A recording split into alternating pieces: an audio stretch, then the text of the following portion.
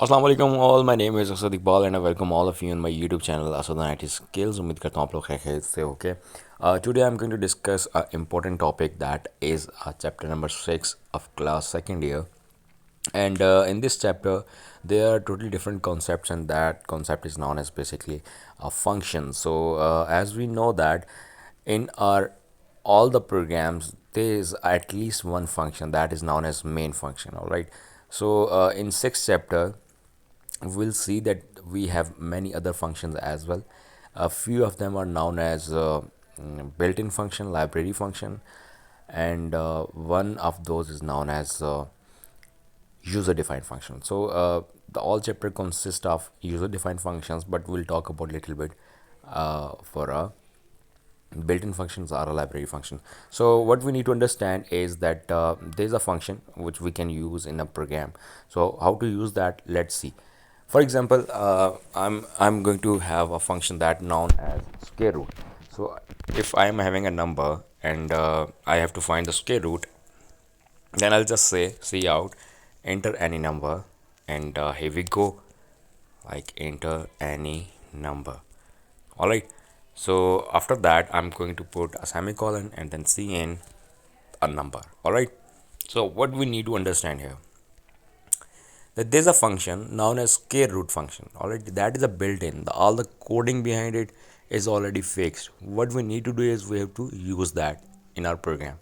So how to use that, this is the main question. So let me tell you, what you need to understand is, like I'm going to use that function cout, and square root is, let me write it into double quotations, square root is, and then I'm going to write it in this way, sqrt, and this is a function. All right, this is a function, and in this function these two brackets are known as, it seems like this is a function.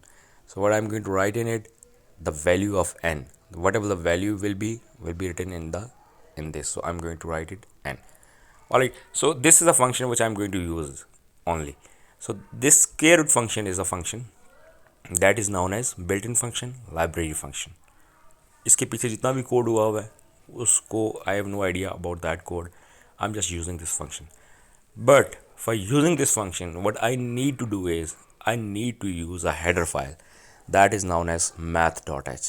Alright, so I'm going to use that. Let me copy the whole term, and I just copied it, and now I'm going to paste it, and here we go. Here we go, and I just pasted it.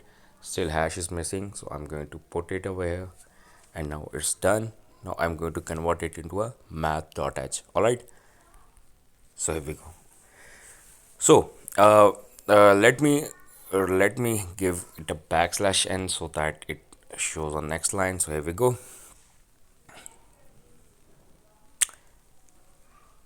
See, this program is asking me to enter any number, so I'm going to enter, let's suppose 49. Everybody knows that the square root of 49 is 7. So when I'll press enter, it will let me know the square root is 7. What does it mean? It means that square root is a function which will give me the value after finding the square. So this kind of function is known as built-in function or a library function. So what we understand is, so actually now let's talk about the function that is known as defined by the user. So they are known as user defined function. Let me erase it all almost. Okay, so I'm going to erase it. So as we used a square root function, there is a, I'm going to remove math.h as well because I have no need it.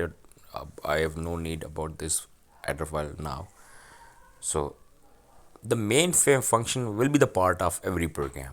Okay, let me create another function like void, and after that I'm going to write the name of the function like display. Void is the return type of a function, display is the name of the function. Okay, so I'm going to put these brackets will let me know that this is a function. Okay, so I'm going to put some curly brackets, and in these curly bracket I'm going to write anything like cout, and let's write computer science, and I'm going to write it computer science. Okay, so after this I have created this function. Okay, I have created the function that name is display.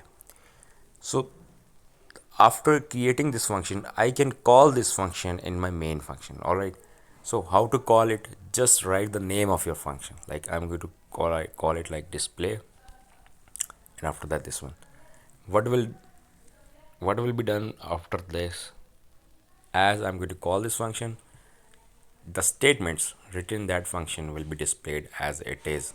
The work that is stored in that function will be done as it is. So I'm going to run this program. Let's see what happens. Okay, so let's see what happens. You can see that there is a error, and the error is why. See, so the error is here we can understand, we need to understand that how to remove errors.